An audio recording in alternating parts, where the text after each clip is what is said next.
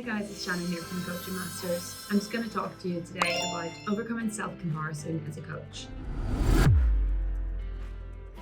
So firstly, I want you to know that everybody experiences this. Every human being on the planet will go through self-comparison. We are social creatures and we have this need to be liked by other people, and we are always comparing ourselves to other people through things like social media or other people's coaching journeys. And I just want you to know that if you feel this way, that it is completely acceptable, because it's a human desire to want to have this social connection that other people have, and that this self-comparison can also cause huge roadblocks in your coaching journey. Firstly, what you need to understand is when you find yourself comparing yourself to other coaches, you need to look at what it is in your life that is not getting the attention that it needs, and where are these triggers, and why is this cycle coming into play in the first place? Why are you comparing yourself to someone else's coaching journey if it's your journey that is going to be completely different to theirs? As a coach, you're going to attract your ideal client who is suitable for you and who resonates with you as a coach.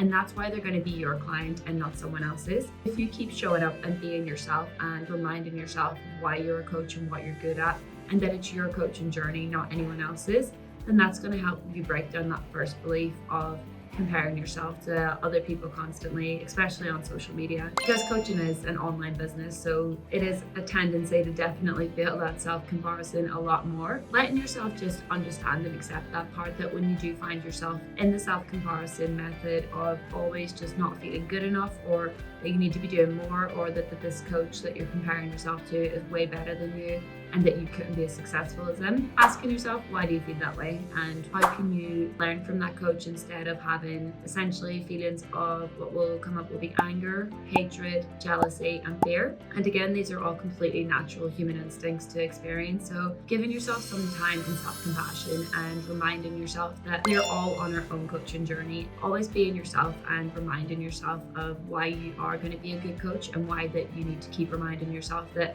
your journey is your journey. Don't be afraid to use the mute button on social media, or you can also unfollow people if they're triggering you a lot. And this applies to not only just in the coaching industry, but to anything else in your life where someone is making you feel that you need to be doing more or be better or be something else, so that you don't actually owe them anything. And then that way as well, it takes that feeling of the self-comparison away from you.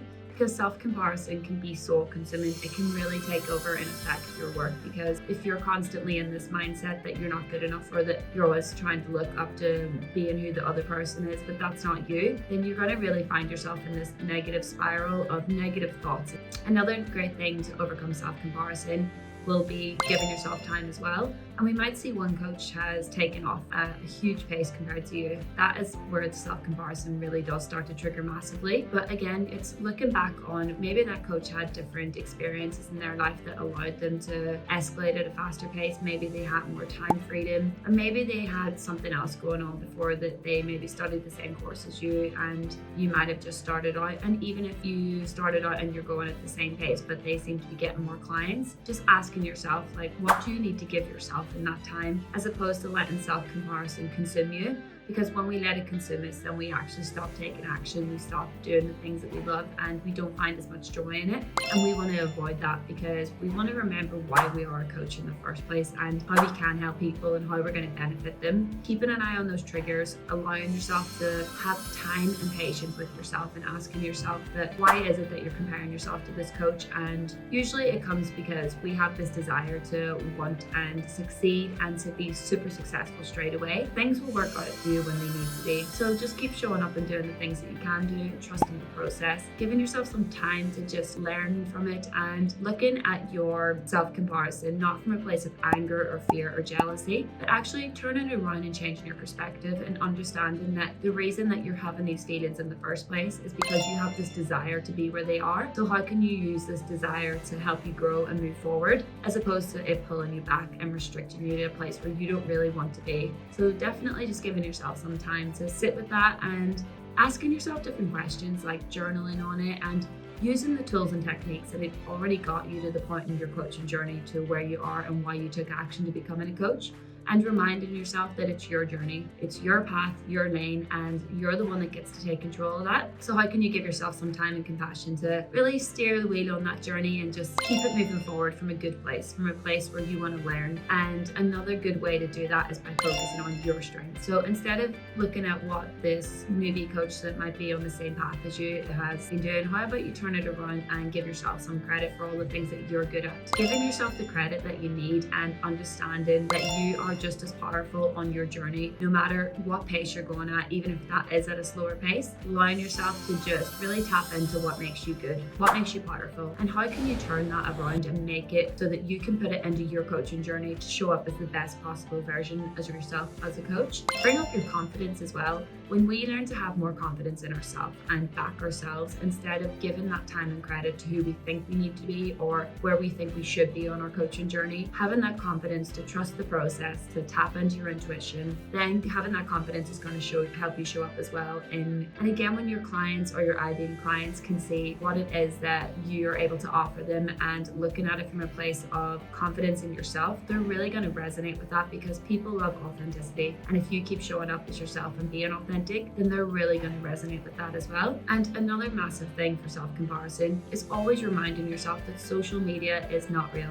Not everyone is going to show the good and the bad on social media, and sometimes you might think that yes, people are great at showing up and having all these good things, but if that coach isn't ready to show the bad, then that's okay, because that's their journey. That you need to keep reminding yourself of the things that made you become a coach in the first place, so that you can really move forward in your coaching journey, and giving yourself that reminder that social media is not real and that people do only post the good most of the time. So maybe you could use that as one of your pain points for your IB client. You could let them know that social media is not just what we think it is, and that there is a lot that goes on behind the scenes. And if you can show up and show the good and the bad in your coaching journey, it's going to make you a lot more reasonable with other people. Then show them that life isn't always perfect, and that's okay. And that just because you're a coach doesn't mean that everything is amazing in your life. It shows that you are a human being, and that again, they're just going to resonate with that on such a deeper level. So if there's some things that you need to keep reminding yourself of on this self-love and coaching comparison journey, is time, patience, consistency of showing up, self-belief in yourself and the confidence to back yourself no matter what, being authentic and showing the good and the bad throughout your social media journey, because we are online coaches. We are here to be online at all points. And that's also the beauty of becoming a coach, is that you have this freedom to work from anywhere in the world. So reminding yourself of the things of why you became a coach in the first place, and reminding yourself that your journey is different to another coach's journey, and that you might have similar niches but you don't have the same story. And remind yourself as to why you took action in the first place to be moving into your coaching journey, and looking at your strengths, writing future letters to yourself of where you're at now and where you want to be, so that when you find yourself, like when you need to reflect in say 3 months, 6 months, 1 year's time, you can look back and be like, I actually overcame quite a lot of things that I didn't even think at the time I was capable of doing. And it gives you that extra self-confidence, that boost that you need to keep yourself going on your coaching journey, to keep backing yourself, and to keep moving forward, to knowing that you are more than capable of doing anything that you put your mind to on your coaching journey. You're just as capable of doing the same things as those. You just have to keep reminding yourself that it's your journey. Stay in your own lane, keep yourself in check,